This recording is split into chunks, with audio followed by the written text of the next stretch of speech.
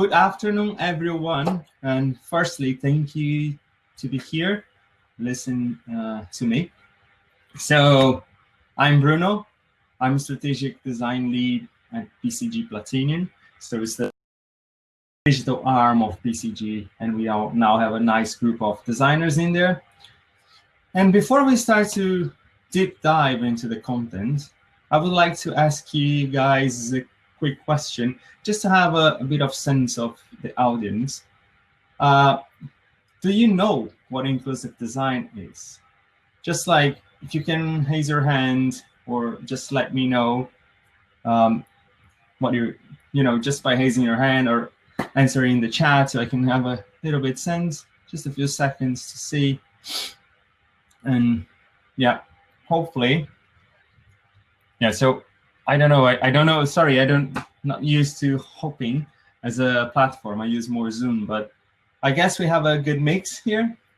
But before we start the conversation and deep dive as well, I would like to set the expectations, right? Make sure we are going to the right direction. We have the clear understanding what we're going to be taking out from today. So the first thing that I would to talk about is I'm not here to give you any kind of tool set or a solution off the shelf.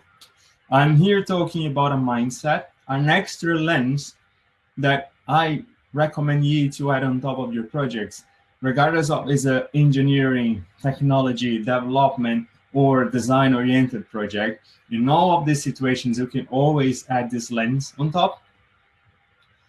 I'm here also to don't give you lots of data, tries to prove my point and say I'm right, you guys are wrong. I'm here to humanizing this topic and demystify a bit of the things that I heard from my career around this matter. And the last but not least, I'm not here to give you any solution, right? I'm not giving you like a map that you can follow and find the treasure or the best solution. But I'm here, and for me, it will be the big winning of this session today if, in the end, you all here can have this awareness of how important it is apply this mindset or this lens on top of your products, services, and projects from now on. And I can tell you this helps to generate differentiation, a big differentiation advantage to your business or to your solution, right? Throughout my career, I was often studying about inclusive design. And more than I would like to, I faced a few myths, especially when I was discussing with stakeholders and senior leadership on some of the projects I was involved in about inclusive design. And every time I touch in this subject in my projects, I often hear about, yeah, you mean accessibility. Yeah, we're going to add this in the end. No, I'm not talking about accessibility, right? Accessibility is just one tiny bit of inclusive design, and it's like what gives the qualities to make the experience open to all, right? Secondly, I also heard a lot that, yeah, it's that thing that we do for disabled people. They are the minority of our customer base, so it's fine. And no, actually, I'm not talking about disabilities or disabled people. I'm talking about understanding and embracing different knowledge and different experiences between people, their mindsets, needs, and motivations. And finally, I always hear that, yeah, it's so kind that you're inclusive, it's cool. And no, my friends, inclusive is not about being nice. Because when you apply this mindset during the product conception or the service creation, you are able to create a more meaningful experience and extend the product and the solution to a more larger number of customers. This is like amazing. This is what makes everything different and actually drives differentiation and our beloved word, innovation. So what is inclusive design? So what is the best way to deep dive in this matter and understand how important it is rather than going through a story? So I will tell you a story, right? And yeah, we're going to talk about healthcare. But we are not talking about healthcare because healthcare now is a big thing with COVID and all this thing. I'm talking about healthcare because if there an industry where inclusive design can play a huge part, healthcare is one of them. And this project that I will tell you the story is about design for patients. But hold on a second. Every single designer or every single product and solution that is being developed now for healthcare is about patients. So let's look to a more broader lens and let's take a look on patients' families. And the reason why I'm saying that, you're going to understand soon, is because they are big enablers during a treatment. And during this project, I have the opportunity to do many interviews and talk to a lot of people. And one family in particular called my attention, and this is the story you're going to listen now. And basically, this family just moved from their original country when the kid was about 7 months, I think. I don't remember quite yet. And then they start to be concerned because it was about 2 years of age when I started to talk to them. And they are concerned because their kid couldn't speak and they don't know why. They would like to know why this kid cannot speak. Maybe it's because we just moved from our country and he's learning 2 languages at the time, or maybe not. We never know. So let's run a few tests. So they decide to run a few tests in this kid to see what is the problem.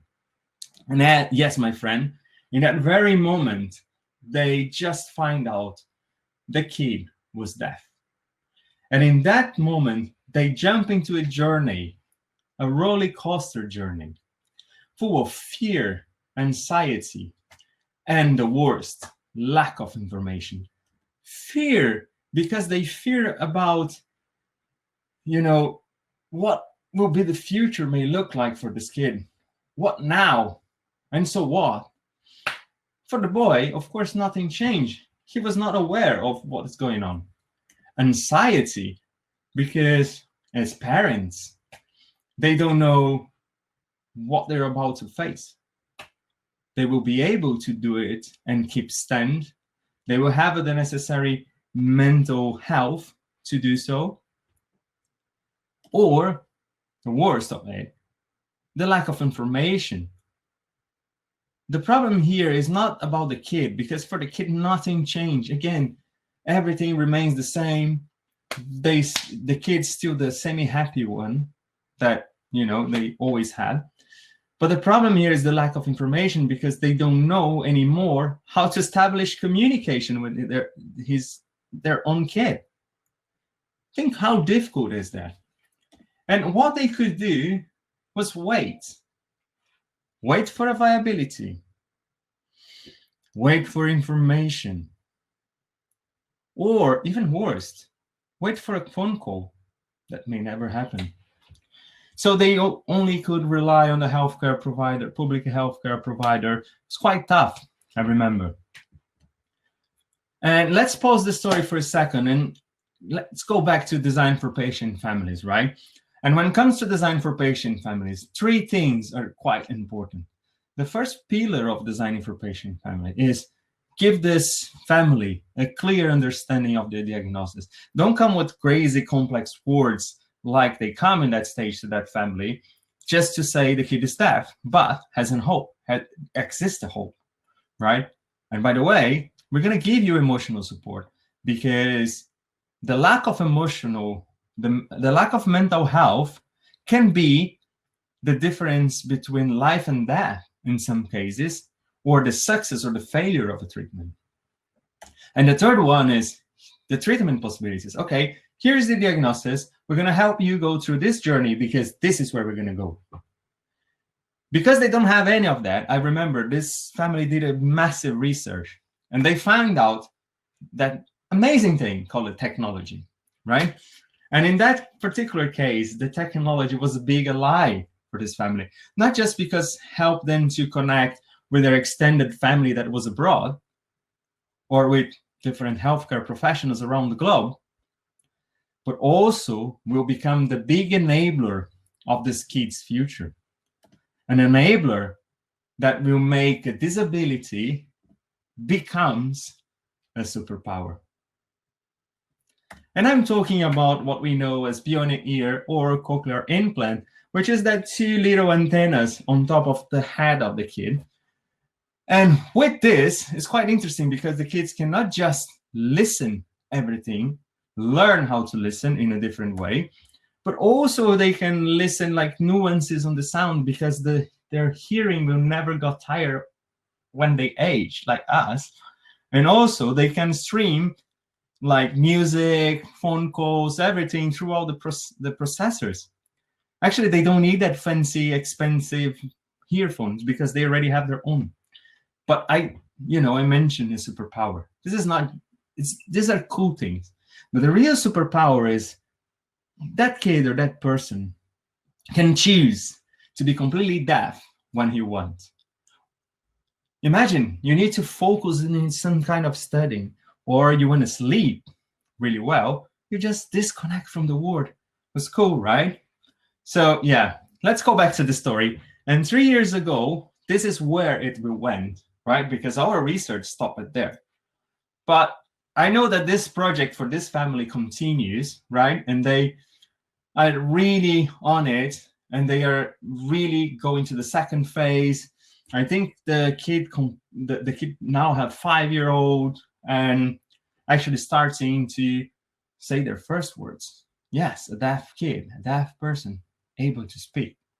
And one thing that I promised to you guys that I will do today, that I will humanize this conversation, because so far we have no faces. We don't know who we are talking about. So let's meet the family, right? So here is a quite new picture from the little one, the mom, and actually the dad of this family. And of course the dog. If I forgot my dog, I'm the...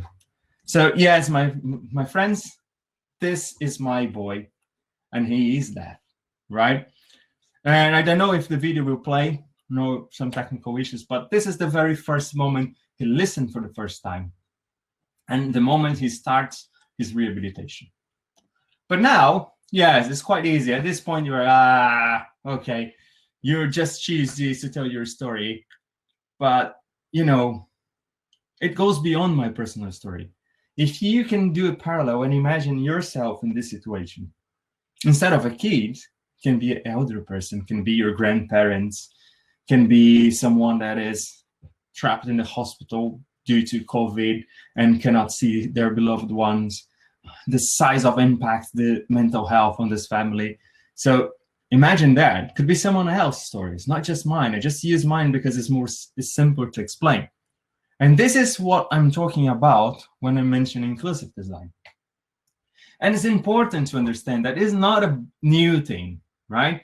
It is around as a methodology since early 90s, right? But why this is so important today? It's just because the forgotten voices of the society are coming out of the shadows, powered by digital technologies that we create.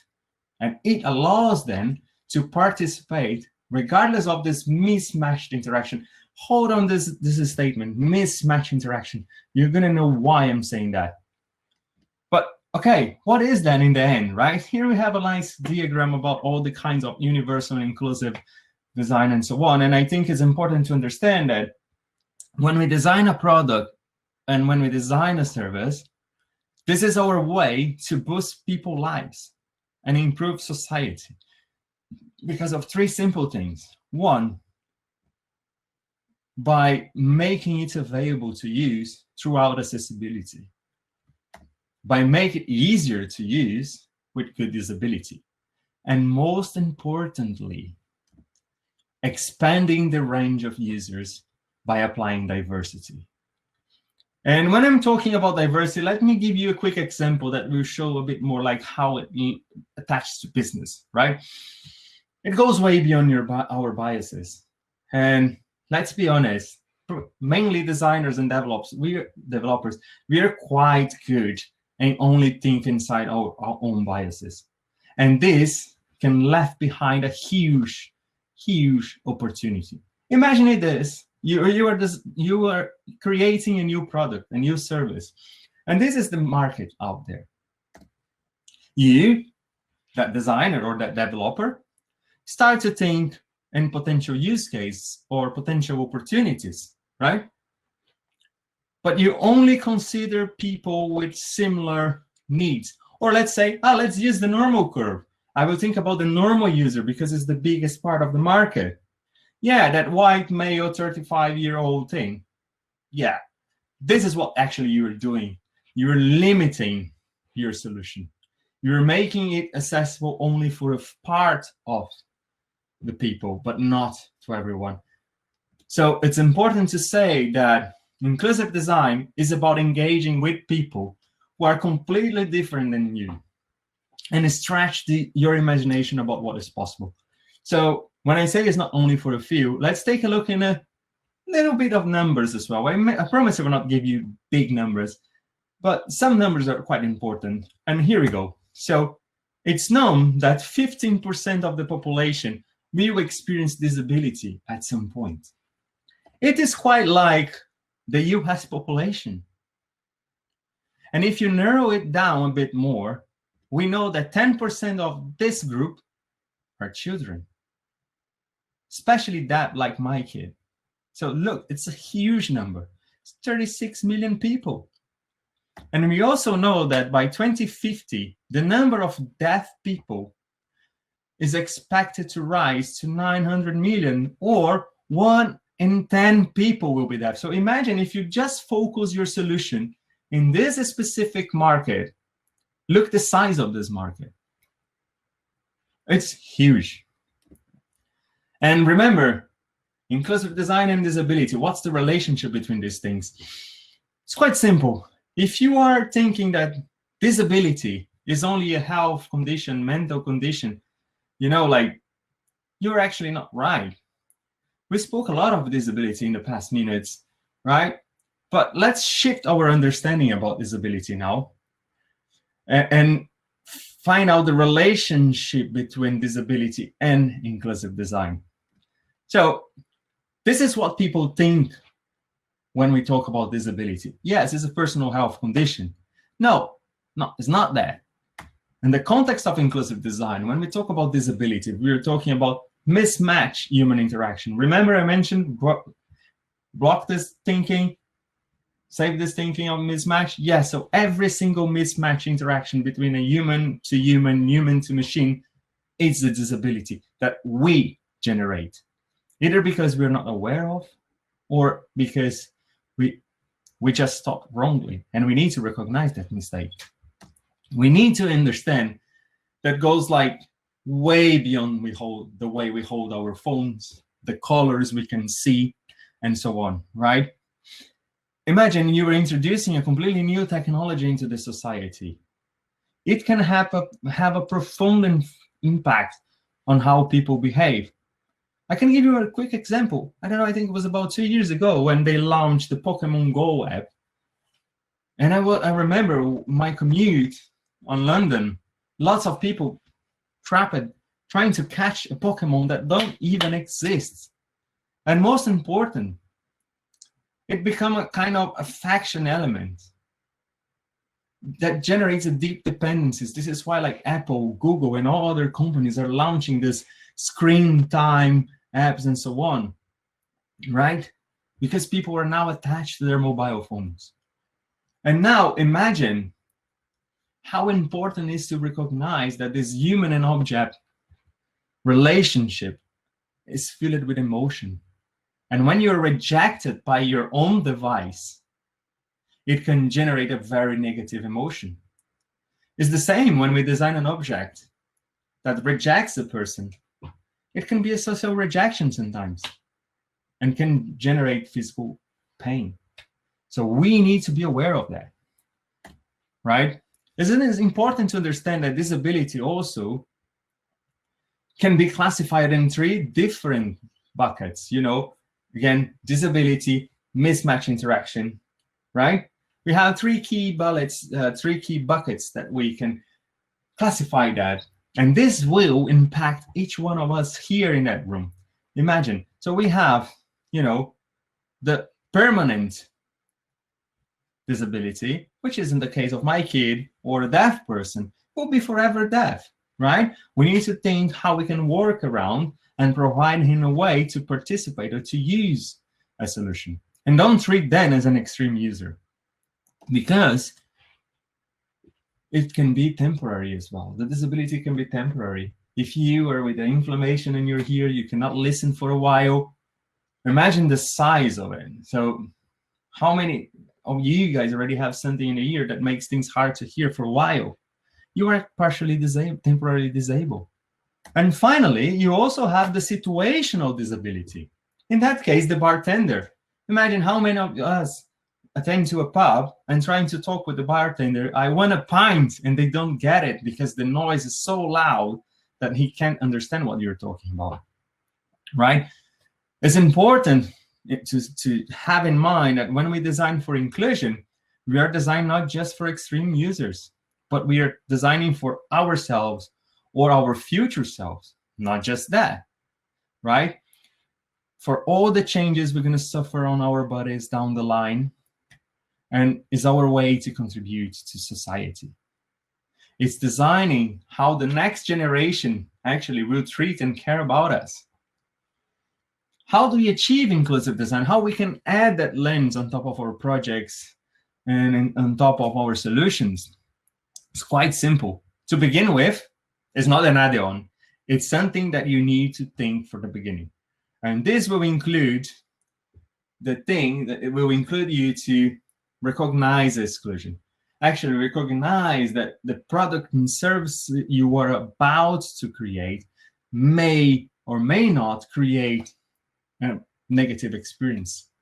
Make sure you're not designing for your own biases or for your customer group. Make sure you are understanding different backgrounds, different needs, and different experiences.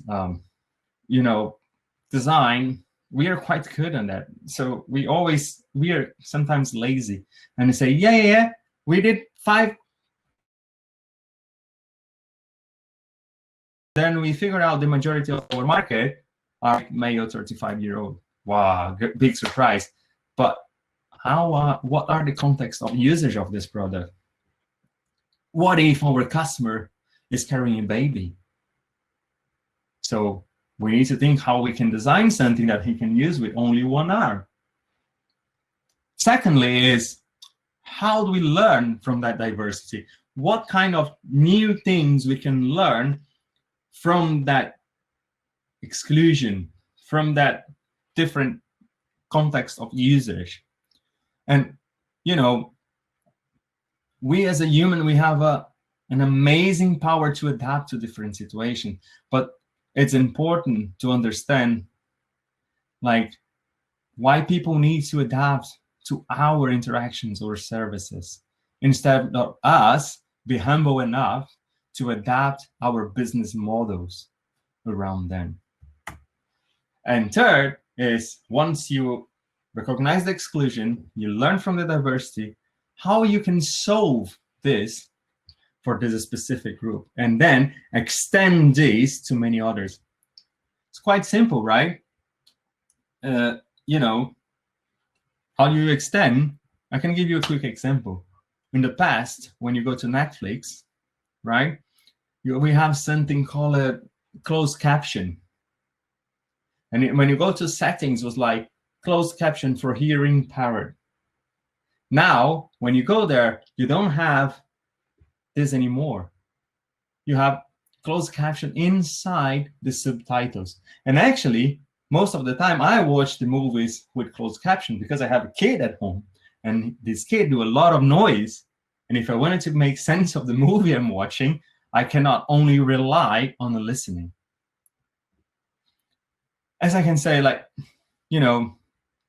will enable us to understand these different mindsets and different needs, right? And help us to design meaningful experiences. And this, as a result, will drive what we call innovation and differentiation. And what are the business advantage around all of these things, right? The business advantage are, again, 3, but I have 3 plus 1 in that one. It's 4. So the first one is we can increase engagement between our customer and our products and services if we become more inclusive. Not just because they will, oh, this person with this disability will be able to play around this, but actually they are thinking about the context of usage I'm having at the moment. And then I can quickly interact with the application or with the solution or with the service, even though I'm partially impaired or partially disabled, right? The second one is because we increase the engagement, we also enlarge the customer base, because we're not just thinking in the normal bell, which is like the normal user. We are thinking in the context of the usage that will cover from many different aspects of usage, many different needs and expectations, right?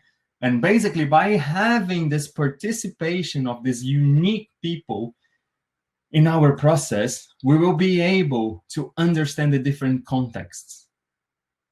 And then we're going to apply the solution for the different contexts instead of the abilities of the user. And this, more often, generates what we call differentiation.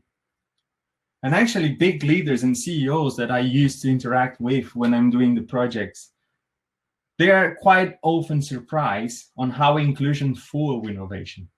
But why is that? Why that huge differentiation? It's quite simple. When you consider people with different contexts, different backgrounds than you, you can do a more diverse solution. And when I talk about that, it's not just like gender and sexual orientation, ability or disability. I'm talking about cultural aspects. I'm talking about, all these things combined to generating something different. And sometimes a disability can fool away innovation. I can give you a quick example that it's dated from 1900s. A massive innovation that now is part of our life every single day. How many of you are now using a computer or use your cell phones to type messages? I think most of us. What do we need? We need something like this, right? Keyboard. And the keyboard was created by an Italian inventor called Pellegrino Turri. And in that era, he was kind of an affair with a condessa that was blind. And because we don't have like emails, WhatsApps in that stage, they need to communicate through letters. But they want to keep that interaction, private. But because she was blind, she couldn't do it. So he created the first prototype of typewriter. It enables her to write her own letters. And now we use this every day. So he solved something for a specific need that was extended to many. And this is the same case for SMS. Now, you don't expect a call anymore. You expect someone to send you a message on your birthday. Or the internet, right? This is long stories. I have a series of articles that I can share later that tell a bit of more about these stories. But the internet we know today was created by a person from Google, right? Vincent Cerf, that is profoundly deaf, hard to hear in one side of the ear. And because he needs to interact with different peers when he was working, he created this exchanging files protocols that is known today as internet. And before we finish, like I said, we have one add-on on top of it, right? Which is inclusive design is never something that comes later in the game. Should be there from the beginning. It's not something that you do in your solution just because a regulation changed or because someone remembered, I think it's not accessible. What it happened is too expensive and it's too late to make a change. So what we need to have, if you could have one message, one single strap line that you take away from today, I will say that every time we design or we create a solution, we develop something, we should always do this with people, not just for the people. And thank you, guys.